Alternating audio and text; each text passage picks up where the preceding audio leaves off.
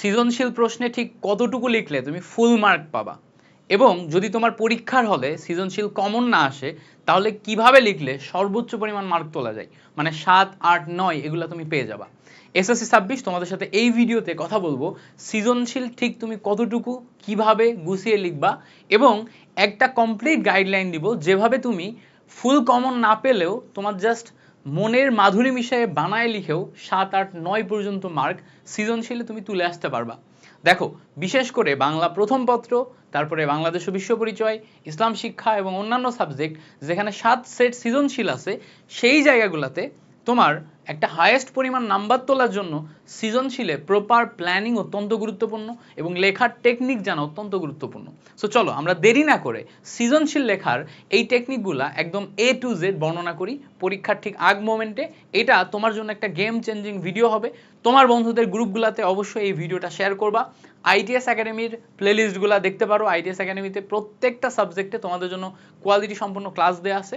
ITS একাডেমিতে subscribe করে যাবা, আর এই ভিডিওটা পরীক্ষার আগের দিন আরেকবার দেখে যাবা, যাতে পরীক্ষায় এইটা তোমার আসলেই কাজে দেয়। এই ভিডিওটা ফলো করলে ইনশাল্লাহ তোমার সৃজনশীল লেখার টেকনিক একদম সুন্দর মতো গোছায় যাবে। চলো আমরা দেরি না করে শুরু করি। প্রথমে দেখো, এখানে সৃজনশীল লেখার টেকনিক বোঝানোর জন্য আমি পেজ নিয়ে রাখছি। পেজ কি? দেখো, এটা হচ্ছে page 1, page 2, page 3, page 4, page 5, 5টা পেজ নিয়ে রাখছি। তো এটা হচ্ছে ধরো তোমার প্রথম পেজ। এটা কি? এটা হচ্ছে লেখার প্রথম পেজ। তো লেখার প্রথম পেজে ধরো তুমি 1 নম্বর সৃজনশীল লিখবা, তাহলে তুমি প্রথমেই উপরে হেডিং দিবা 1 নং প্রশ্নের উত্তর, তাই না? 1 নং প্রশ্নের উত্তর। এখন এক পেজে তুমি কয় লাইন লিখবা? তুমি ধরে নিলাম এক পেজে তোমার যে হাতে লেখা সাইজ সেটাতে 8 বা 9 লাইন লিখতে পারো, বা 10 লাইন সর্বোচ্চ যায়। 8 বা 9 লাইন ধরে নিলাম, বা 10 লাইন সর্বোচ্চ যায়। প্রথমে তুমি এখানে ক নম্বর প্রশ্ন লিখবা। ক নম্বর প্রশ্নে 1 মার্কের প্রশ্ন হয়। 1 মার্কের প্রশ্নের উত্তর সর্বোচ্চ 2 লাইন বা 3 লাইন হাইয়েস্ট হয়, 3 লাইনের উপরে লেখা যায় না। তো তুমি কি করবা? ক নম্বর প্রশ্নের ক্ষেত্রে প্রথমে তুমি সংজ্ঞা হিসেবে বা কোন একটা প্রশ্নের একদম বেসিক জ্ঞানমূলক প্রশ্ন হিসেবে প্রথমে একটা লাইন লিখলা, তারপরে এখানে ঠিক তার নিচে 2টা লাইন লিখলা, সর্বোচ্চ যে 3 লাইনের এখানে যে তোমার প্রশ্নের উত্তর শেষ হয়ে গেল। এটা গেল ক নম্বর প্রশ্নের উত্তর। ক নম্বর প্রশ্নের উত্তর তুমি যে 2 লাইন বা 3 লাইন লিখলা, এটা একদম টু দা পয়েন্টে লিখতে হবে, মেইন পয়েন্টে লিখতে হবে, যেটা তোমার একদম মেইন ইনফরমেশন, সেটা সুন্দর করে লিখতে হবে। যে কোনো একটা ক নম্বর প্রশ্নের সাথে মিলায় দেখো, দেখবা তুমি 2 লাইন বা সর্বোচ্চ 3 লাইন পাবা, বা এক লাইনে অনেক ক্ষেত্রে শেষ হয়ে যায়। এরপরে তুমি কি করবা? 2টা লাইন গ্যাপ দিবা, বা 1.5 লাইন মতো গ্যাপ দিবা, দিয়ে এখানে খ নম্বর প্রশ্ন লেখা শুরু করবা। দেখো, এখানে 1.5 লাইন বা 2 লাইন মতো গ্যাপ দিলা, দিয়ে খ নম্বর প্রশ্ন লেখা শুরু করবা। এখানে খ নম্বর সুন্দর করে মার্ক করার পর এর ঠিক পাশ থেকে লেখা শুরু করবা। এর ঠিক পাশ থেকে লেখা শুরু করে অনুধাবনমূলক প্রশ্নে 6 লাইন বা 7 লাইন বা সর্বোচ্চ 5 লাইন এর মধ্যে তুমি হচ্ছে যে অনুধাবনমূলক প্রশ্ন সুন্দর করে সাজায় লিখবা। তোর প্রথম লাইন লিখলা, তারপর দ্বিতীয় লাইন লিখলা, তারপর তৃতীয় লাইন লিখলা, তারপর চতুর্থ লাইন লিখলা, তারপরে ধরে নিলাম পঞ্চম লাইন এসে শেষ হয়ে গেল। সো অনুধাবনমূলক প্রশ্নে 5 লাইনের মধ্যে টোটাল জিনিসটা ব্যাখ্যা করতে বলে, তো টোটাল জিনিসটা তুমি এখানে 5 লাইনে ব্যাখ্যা করলা। যদি তোমার প্রশ্ন আরেকটু বড় হয়, যে তুমি আরো 1 লাইন 2 লাইন বাড়ায় লিখবা, তাহলে সেটা এই পেজেই লিখবা, অন্য পেজে যাবা না। আমি আবার বলি, এই পেজে লিখবা, অন্য পেজে যাবা না। এই পেজে তোমার নিচে 1 লাইন ফাঁকাও থাকতে পারে, অথবা তুমি বাকি অংশ এই পেজেই লিখবা, এই পেজে যাবা না। তোমার সব সময় চেষ্টা থাকবে ক এবং খ প্রথম পেজে লেখা। তোমার সব সময় চেষ্টা থাকবে 1 মার্কের ক নম্বর প্রথম পেজে লেখা, 2 মার্কের খ নম্বর প্রথম পেজে লেখা, ক এবং খ 3 মার্কের কোশ্চেন প্রথম পেজে লেখা। এবার এই পেজের শুরুই করবা তুমি কি দিয়ে? গ দিয়ে। এই পেজে শুরুই করবা তুমি গ দিয়ে। গতে টোটাল তুমি 3 প্যারায় প্রশ্ন লিখবা। কয় প্যারায়? 3 প্যারায় প্রশ্ন লিখবা। 3 প্যারা কি? প্রথমেই প্রথম প্যারায় উদ্দীপকের সাথে কোনো কিছু একটা মিল পাওয়া যাবে। ধরো যে কোনো একটা প্রশ্নে একটা উদ্দীপক দেওয়া থাকবে, আর বই থেকে কোনো একটা ইনফরমেশন তার সাথে মিলায়ে তোমার একটা মতামত দিতে বলবে বা কিছু একটা করতে বলবে। তো তুমি প্রথমেই লিখবা উদ্দীপকের অনুচ্ছেদের সাথে বা উদ্দীপকের সাথে বইয়ের অমুক কবিতা বা গল্পের এই মিল পাওয়া যায়। এটা লিখতে সর্বোচ্চ গেলে তোমার 2 লাইন লাগবে। এটা লিখতে সর্বোচ্চ গেলে কয় লাইন লাগবে? 2 লাইন লাগবে। তো তুমি একদম শুরু থেকে এই পর্যন্ত 2 লাইন লিখে লিখলা। এবার এই যে 2 লাইন, এটা কিন্তু উদ্দীপকের সাথে কানেকশন করে প্রথমেই তুমি মন্তব্য করে ফেললা। এবার তুমি যেটা করবা, এর ঠিক মাঝখানে 1.5 লাইন মতো গ্যাপ দিয়ে এখান থেকে আবার নতুন প্যারা শুরু করবা। এখান থেকে কি করবা? নতুন প্যারা শুরু করবা। এই প্যারাতে এখন তুমি ধরো মূল বইয়ে যেটা যেটা লেখা আছে, যেই যে ইনফরমেশন তুমি লিখবা, বা কবিতা বা গল্পে যে ইনফরমেশনগুলো আছে, বা বইয়ের অধ্যায়ে যে ইনফরমেশনগুলো আছে, এই ইনফরমেশনগুলো দিয়ে তুমি এখানে 5 লাইন মতো মন্তব্য করবা। তাহলে কয় লাইন লিখবা? 5 লাইন। এখান থেকে শুরু করলা। তাহলে তুমি লিখবা যে আমরা জানি অমুক কবিতাতে এই বিষয়গুলোতে এই ব্যাপারগুলো আছে। দেশপ্রেম সম্পর্কে যদি হয় দেশপ্রেম সম্পর্কে, মাতৃস্নেহ সম্পর্কে যদি হয় মাতৃস্নেহ সম্পর্কে। তুমি বইতে যে ইনফরমেশনগুলো পড়ছো সেই ইনফরমেশনগুলো 3 লাইন 4 লাইনে এখানে তুমি খুব সুন্দর মতো লিখবা।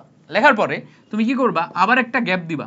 কয় লাইনের গ্যাপ দিবা? গ্যাপ দিবা হচ্ছে একটা 1.5 লাইনের গ্যাপ দিবা। দিয়ে এখান থেকে এখন উদ্দীপকের সাথে যে মিল পাওয়া যায় সেটা লিখবা। যে উদ্দীপকে আমাদের এই জিনিসপত্রগুলো বলা আছে, এই জিনিসপত্রগুলো বলা আছে, যেগুলা মেইন মূল কবিতার এই অংশের সাথে মিল পাওয়া যায়, তার মানে আমরা এই সাদৃশ্য বা বৈসাদৃশ্য পেয়ে যাই।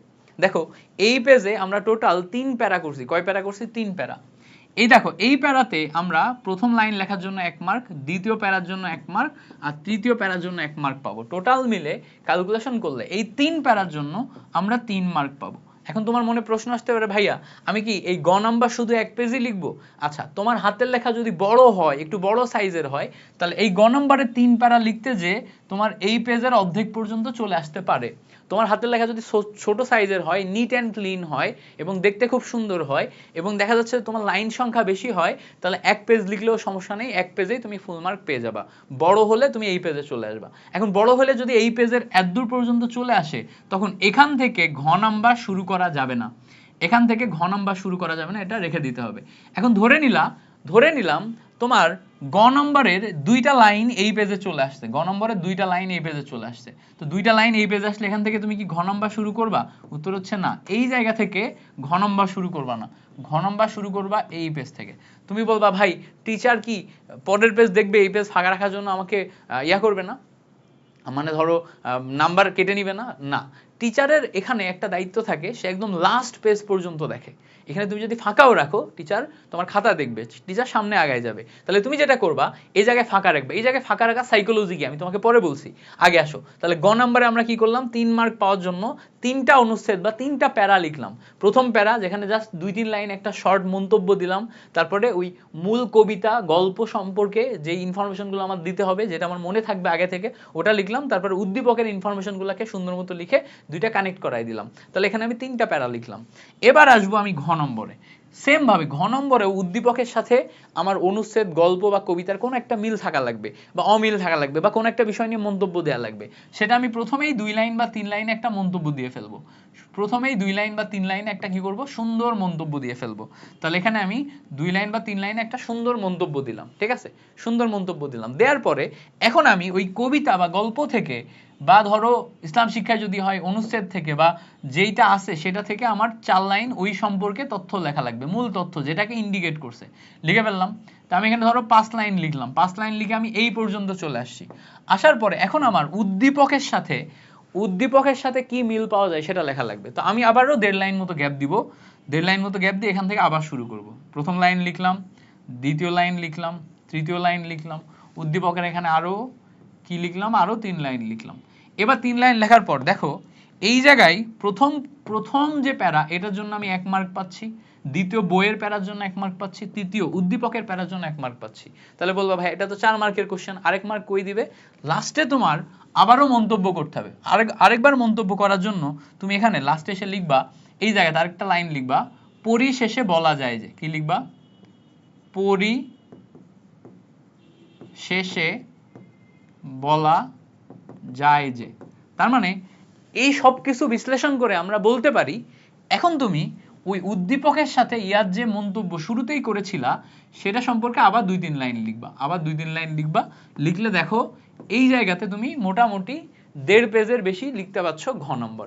তো এইটুকু লেখার জন্য তুমি আরো 1 মার্ক পেয়ে যাচ্ছ। এইটুকু লেখার জন্য কি পেয়ে যাচ্ছ? আরো 1 মার্ক পেয়ে যাচ্ছ। ওভারঅল এই মিলে গেল 5 পেজে তোমার এক সেট সৃজনশীল। তাহলে ভালো করে খেয়াল করলে দেখবা, প্রথম পেজ যেটা 1 নাম্বার পেজ যেটা, এটাতে ক খ লেখা হচ্ছে, 2 আর 3 নাম্বার পেজ এখানে হচ্ছে গ লেখা হচ্ছে, আর 4 আর 5 নাম্বার পেজ এখানে ঘ লেখা হচ্ছে। এইটাই আমার গ গেল, আর এইটাই আমার কি গেল? এটাই আমার ঘ গেল। এখন বলো ভাই এখানে ফাঁকা থেকে গেল, তুমি তো এখানে টোটাল লিখবা কয় সেট? 7 সেট। টোটাল কয় সেট লিখবা? 7 সেট। প্রথম সেট এটার জন্য ধরে নিলাম তুমি 20 মিনিট মতো টাইম পাচ্ছ বা 21 মিনিট মতো টাইম পাচ্ছ, পরের সেটে 20 মিনিট বা 21 মিনিট, তারপরের সেটে 20 মিনিট বা 21 মিনিট। দেখো 5 সেট লেখার পরে যে তোমার হাত ব্যথা হয়ে যাবে, লিখতে একটু অসুবিধা হবে, শেষের দিকে যে তোমার লেখার খারাপ হবে, ঠিক আছে? অনেক ক্ষেত্রে তুমি দেখা যাচ্ছে যে শেষের দিকে যে কয়েকটা সেট একটু খারাপ করবা না, তো শেষের দিকে যে ওই সেটগুলো হাতের লেখা যখন খারাপ হবে, তখন ওই সেটগুলো যখন তুমি গুছিয়ে লিখছো, গুছিয়ে লেখার চেষ্টা করছো, একটু করছো, মানে সামহাও তুমি কমপ্লিট করে আসছো। সো শেষের দিকে প্রথম দিকের সেটগুলো তুমি যদি ভালো লিখো, তাহলে প্রথম দিকের সেটে একটা নাম্বার স্ট্যান্ডার্ড তৈরি হয়ে যায়। প্রথম দিকের সেট 20 মিনিটে তুমি লিখছো, বাট লেখাটা এত সুন্দর গুছিয়ে লিখছো যে এটা দেখে টিচার খুশি হয়ে গেছে, পড়ে খুশি হয়ে গেছে, এটা সব মিলায়ে তোমার 10-এর মধ্যে 9 মার্ক দিয়ে দিছে বা 10-এ 10 দিয়ে দিছে। এই যে স্ট্যান্ডার্ড সেট হলো, এই স্ট্যান্ডার্ড শেষ পর্যন্ত ধরে রাখে, লাস্টে যে অনেক কমায় দেয় না। তুমি যদি প্রথম সেটে 10 পাও, লাস্টের সেটে তোমাকে হয়তো 2 কমায় 8 দিবে, যেটা তোমার জন্য হিউজ। বাট প্রথম সেটেই তুমি যদি 8 পাও, তাহলে লাস্টের সেটে যে তোমাকে 6 মার্ক দিবে, এরকম একটা স্ট্যান্ডার্ড সেট হয়ে যায়। তো প্রথম সেট খুব সুন্দর মতো গুছিয়ে লিখতে হয়। এখন এই যে প্রত্যেকটা সেটের গ নাম্বারে একটু জায়গা ফাঁকা রেখে যাচ্ছ, শেষে যে তুমি যদি 10 মিনিট বা 7-8 মিনিট মতো টাইম বাঁচাতে পারো, 5-6 মিনিট মতো টাইম বাঁচাতে পারো, তাহলে আবার ফিরে আসবা। আবার ফিরে এসে এখানে তুমি চাইলে কয়েকটা লাইন এক্সট্রা লিখে দিবা, কয়েকটা লাইন এক্সট্রা লিখে দিবা। এখন বলবা ভাই হুট করে এসে কি এক্সট্রা লাইন লিখবো? হুট করে এসে এক্সট্রা লাইন কি লেখা যায়? ওই যেখানে আমরা পরিশেষে বলা যায় যে লিখছি না, এখানেও সেম ভাবে মন্তব্য করা যায়, পরিশেষে বলা যায় যে। বাট এই লাইনগুলো তুমি যদি শুরুতেই লিখতে যাও, এই লাইনগুলো তুমি যদি শুরুতেই লিখতে যাও, তাহলে 7 নাম্বার সেটে যে তুমি টাইম একদম কম পাবা, বিকজ এইগুলা এক্সট্রা লাইন, এই লাইনগুলো লেখার জন্য তোমার এটা 20 মিনিট ক্রস করে আরো বেশি সময় চলে যাবে, ঠিক আছে? তখন তুমি এই লাইনগুলো এক্সট্রা লিখতে পারবা না, এই লাইনগুলা ওই লাস্টের সেটে তুমি যে টাইম কভার করতে পারবা না। সো এখানে তুমি জায়গা রেখে লাস্টের দিকে যাবা। যদি তোমার হাতে সময় থাকে, তাহলে তুমি এই গ্যাপগুলো পরবর্তীতে 2 লাইন 3 লাইন 2 লাইন 3 লাইন করে ফিল আপ করে দিবা। যদি সময় না থাকে, তাহলে এটা ফাঁকা রেখে দিবা, কোনো সমস্যা নেই। সৃজনশীল লেখার ক্ষেত্রে সবসময় মেনটেন করবা যে তুমি যেন খাতার মধ্যে কাটাকাটি না করো, পর্যাপ্ত পরিমাণ নিট অ্যান্ড ক্লিন হাতের লেখায় যাও। হাতের লেখা অনেক বেশি বড় করবা না এবং অনেক ছোটও করবা না, মিডিয়াম সাইজে হাতের লেখা করবা। এক পেজের মধ্যে ঠিক কয়টা লাইন লিখলে তোমার হাতের লেখায় অনেক বেশি সুন্দর দেখাচ্ছে, অনেক বেশি মানানসই হচ্ছে, সেটাও বিবেচনা করতে হবে। এটা বিবেচনা করে তারপরেই তোমার এই টোটাল জিনিসটা মেইনটেইন করে সামনে আগাতে হবে। সো আশা করি বুঝতে পারছো যে তুমি ঠিক কিভাবে সৃজনশীল লিখলে ফুল মার্ক পাবা। যদি কখনো সৃজনশীলে কমন না পাও, তাও এই সিমিলার টাইপের টেকনিক ব্যবহার করে তুমি সৃজনশীলে ভালো একটা মার্ক আনতে পারবা। এই সেম টেকনিক ব্যবহার করবা, করে লিখলে একটা ভালো মার্ক আনতে পারবা। এবার ধরে নিলাম যে এই টেকনিক ব্যবহার করে তুমি যখন লিখতেছো, তোমার সৃজনশীলে কমন আসে নাই, তাহলে তুমি কি করবা? কমন না আসলে কি করবা? এই জায়গাতে এই নিচের যে উদ্দীপকের পরিস্থিতি, এটাকে উপরে তুলে দিবা, আর এই বইয়ের পরিচ্ছেদ এটাকে নিচে তুলে দিবা। তাহলে কি হবে? উদ্দীপকের পরিচ্ছেদ যখন উপরে তুলবা, টিচার প্রথমে এই পরিচ্ছেদ পড়ে তারপরে এই পরিচ্ছেদ পড়ে, মানে এই প্যারা পড়ে তারপরে এই প্যারা পড়ে। এই প্যারা যখন উদ্দীপকের প্যারা হয়, তখন দেখো তোমার বইয়ের ইনফরমেশনগুলো তুমি কি লিখছো সেটা খেয়াল না হয়ে তোমার সামনে আসে যে উদ্দীপকের ইনফরমেশন কি আছে সেটা। তখন তোমার এই বইয়ের ইনফরমেশনের যদি তুমি বানিয়ে নিজের মতো ভুগি লিখো, তাও কিন্তু টিচার এই পর্যন্ত পড়ার সম্ভাবনা কম থাকে।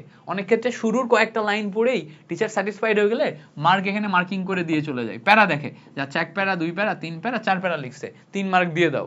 প্রথম কয়েকটা লাইন সে ঠিক মতো পড়ে, প্রথম কয়েকটা লাইনের মধ্যে তোমার উদ্দীপকের লাইনগুলো থাকলে এখানে মার্ক আসার ভালো আসার চান্স থাকে। তবে হ্যাঁ, অবশ্যই বইয়ের ইনফরমেশন লেখার জন্য যে প্যারাটা করবা, এই প্যারাতে বানিয়ে লিখলেও সুন্দর করে গুছিয়ে লিখবা, হিজিবিজি লিখবা না, যাতে সে টিচার বুঝতে না পারে এমন যেন না হয়। টিচার যেন ক্লিয়ার বুঝতে পারে। তুমি হয়তো জানো না, তুমি মূল থিম লিখো নাই, কিন্তু অন্য থিম লিখছো, অন্য থিম লিখলেও সেটা একটা থিম আকারে সুন্দর করে উপস্থাপন করে আসবা, ঠিক আছে? ভুলভাল লিখলেও সেটা সুন্দর করে উপস্থাপন করে আসবা, তাহলে টিচার মার্ক দেওয়ার সম্ভাবনা অনেক বেশি। তো আশা করি ফুল থিমটা বুঝতে পারছো, কিভাবে সৃজনশীল লিখবা, কিভাবে লিখলে ভালো মার্ক পাবা।